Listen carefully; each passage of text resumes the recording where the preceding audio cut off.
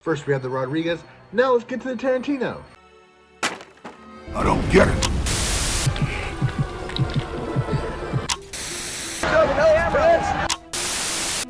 Hi, I'm Tom Savini, and you're about to watch Terror Reels. The best thing out of Pittsburgh since Clemente with the Pirates.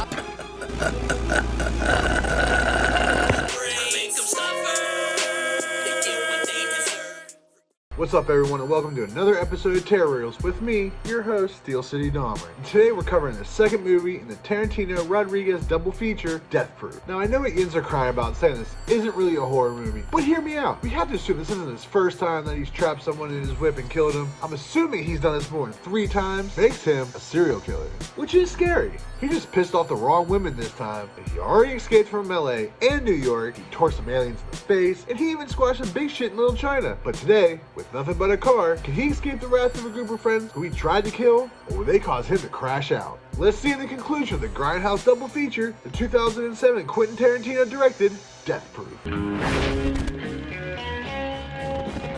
Today we open this movie with Julia, played by Sidney Poitier, Arlene, played by Vanessa Ferlito, and Shayna, played by Jordan Ladd. And they're all driving to the bar, talking about partying and dudes, but as they go in, Arlene feels an evil presence behind her. And she's not wrong.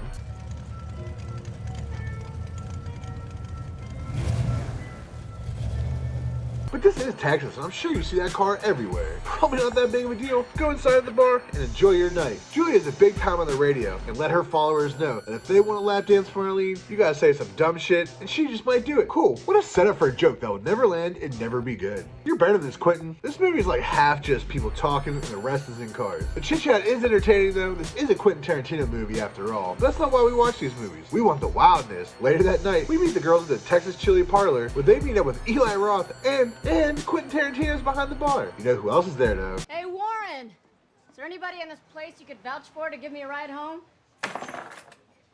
Pam. Who needs a ride home? Pam look familiar? Well, she should. She was Rose in the previously covered Planet Terror, and I don't know how I missed this on the first time. That's also Tatum from the OG Wes Craven Scream. I would say go back and watch the Scream reviews I did on Terror Reels, but those copyright turds got me and took it down. You can go enjoy most of the Scream movies that I covered though. Anyways, here's where we meet the stuntman of our movie. So, Icy Hot, you offering me a ride home? I'm offering you a lift. If, when I'm ready to leave, you are too. Who else would give Pam a ride home? Thank God he was here. While the girls are partying in the back, he does put some smooth move old man moves on her, and they work, well, at least enough. We cut outside into a storm and gratuitous feet shot. In case you haven't heard me say it 20 times so far, this is a Quentin Tarantino movie. While her people are getting high, we find stuntman Mike talking to Julia, and he tries to impress her.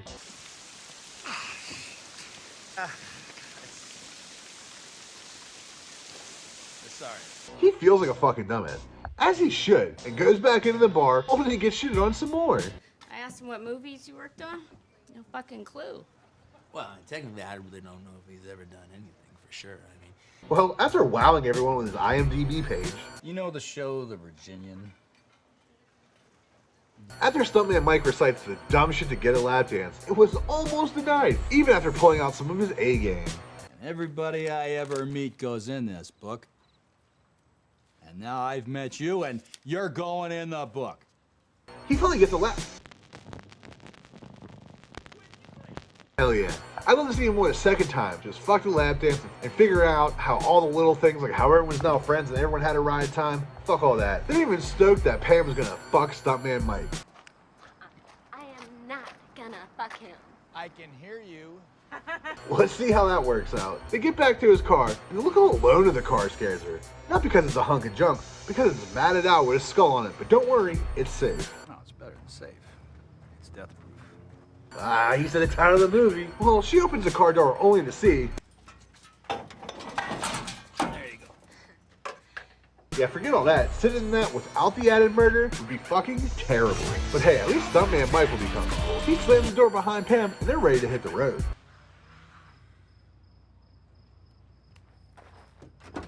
That's a creepy ass smile to let you, the viewers, know that he's up to no good. Just like if this was a Scooby-Doo movie. They reach the age-old dilemma. Do they turn left or do they turn right? Well, Pam says they need to go right, but stuntman Mike has different plans. I'm afraid you're gonna have to start getting scared immediately. This is why you never take ride homes with strangers, folks. He starts driving like a bat out of hell down these Austin streets.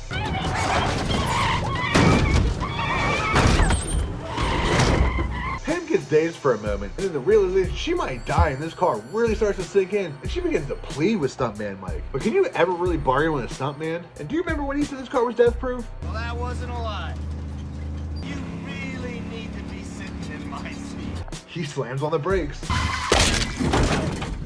Damn, you know that's gonna ruin your day. It ruins her day so hard that she fucking dies. At least the special effects here look good, and that's worth dying for. Anyway, Stuntman Mike pulls the picture of the 3 girls from the bar. They somehow had time to take, develop, and put in his visor. He takes all 3 of them and chucks them out the window. He's gone back to get our 3 party girls. As they rock out in their car to some of the wackest music I've ever heard. Stuntman Mike is right behind him. I think he's gonna pit maneuver him like you see in Cops, but he gets to the next lane and flies by him. Alright, Stuntman Mike, what's your plan?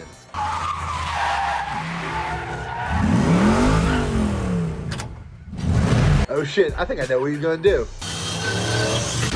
Oh shit, that looks so goddamn brutal. I love how they take each murder and give it its own scene. Just to show you all the carnage and dismemberment that each girl went through with just one car slamming into them. I can't show it all to you, but I ain't no fucking nerd, and I'll show you the best one. I got you.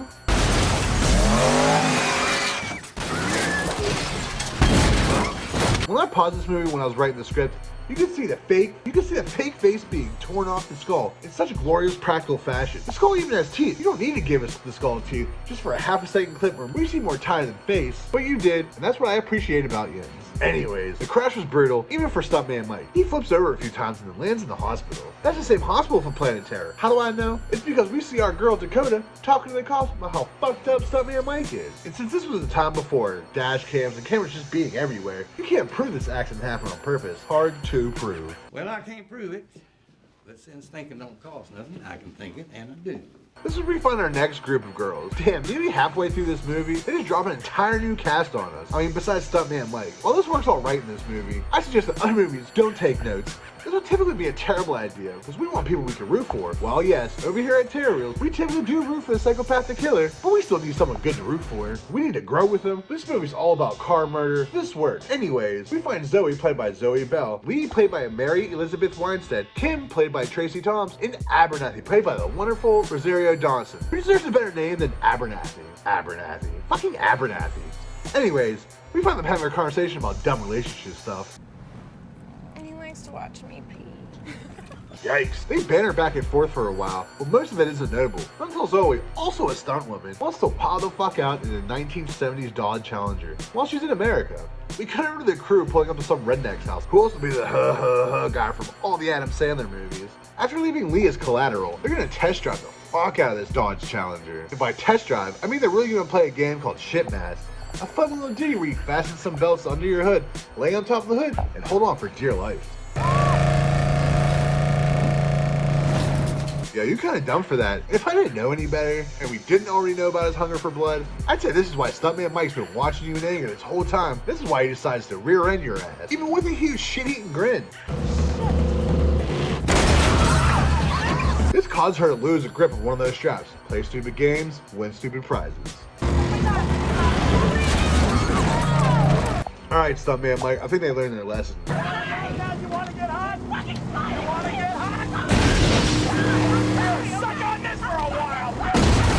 Tim, did you need to calm down? Oh yeah, you want to kill these girls. Well, now Zoe has 0 straps, holding onto the top of the hood for literal dear life. This whole time I can't think about how pissed the redneck owner of the 70s Challenger is gonna be when he eventually finds this wrecked car. An oncoming car heading right towards Stuntman Mike knocks him off the road and into a field. But don't worry, ladies and gentlemen, he's a professional.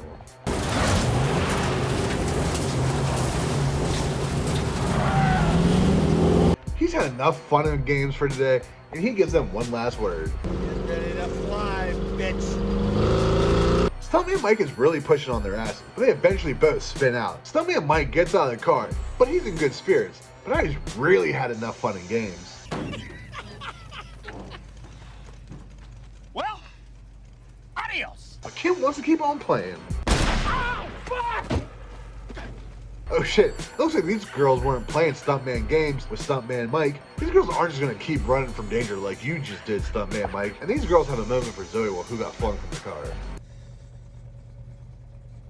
I'm okay. Of course she is. She's a pretty big smile on her face for somebody who was just almost murdered. This really takes me out of the flow of this movie. Yeah, she's alive, and I understand they talked about her earlier in the movie, but her good spirits piss me off. She does bring up the idea of going back to get him. Everyone's down for this. Even Abernathy, who's like the mother figure of this whole group. She's down for some revenge, too. Then he grabs a steel pipe, hops in their car, and off they go.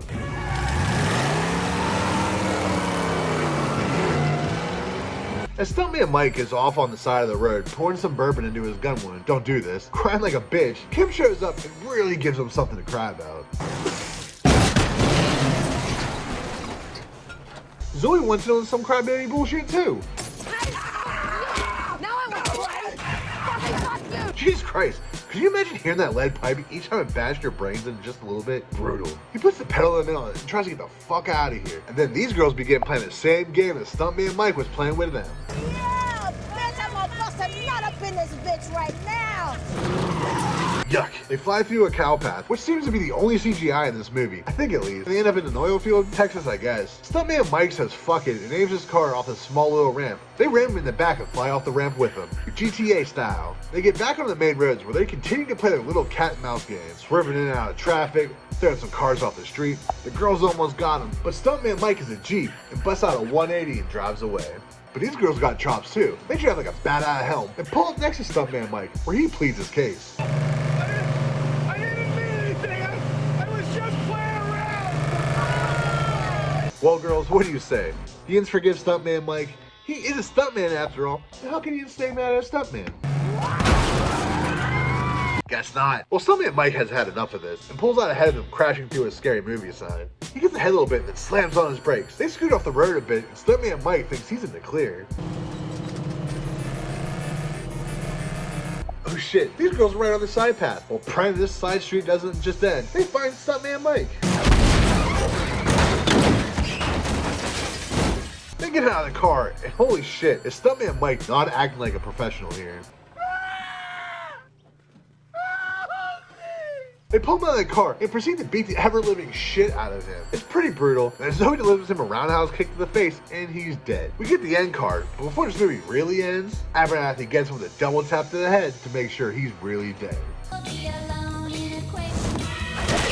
And that's that. I know there's a lot of talk. This movie's like 60 to 70% just talking, but the pace of it's real good. You don't get lost in the conversation. It's not, you know, it might be dull times, but it's not boring times, if you know what I mean. And the shit kept my attention throughout the whole movie. Kurt Russell was great. His acting had me really feeling like he was that guy. He was really Stuntman Mike with the icy hot patches on his back. You know, he even threw some charm on the girls, and I was like, fuck yeah, man. It was good fucking acting. And this movie still holds the, you know, the grimy feeling that the other Grindhouse movie did, and the grimy old school black comedy flick. Never heard of black comedy film before. It's movies that deal with taboo subjects such as death, murder, suicide, war, but all satirical, funny ass manner. I really like the way this movie felt. It felt, I don't want to say low budget because that's not what I mean, but it didn't feel like a major production. But it looked great. It had a huge budget. Gave them the opportunity to hire a great cast. The cast really shines through here, and who all better to put all that together than Quentin Tarantino? Well, I hope you enjoyed this episode of Terror Reels. We got some shit for you next week. Have you been paying attention to the skies? You been hearing what's going on with the UAPs? Let's find out next week. Peace. Shout out to Pittsburgh Juggalo-based horror show on YouTube called Terror Reels. Terror Reels. Terror Reels. It's real. Real terror. Real. R-E-E-L. R-E-A-L. Terror Reels. Terror Reels. Hey, dog will hunt. Get that bitch. You dented my plate. My brain is burning. Terror Reels. Goodbye.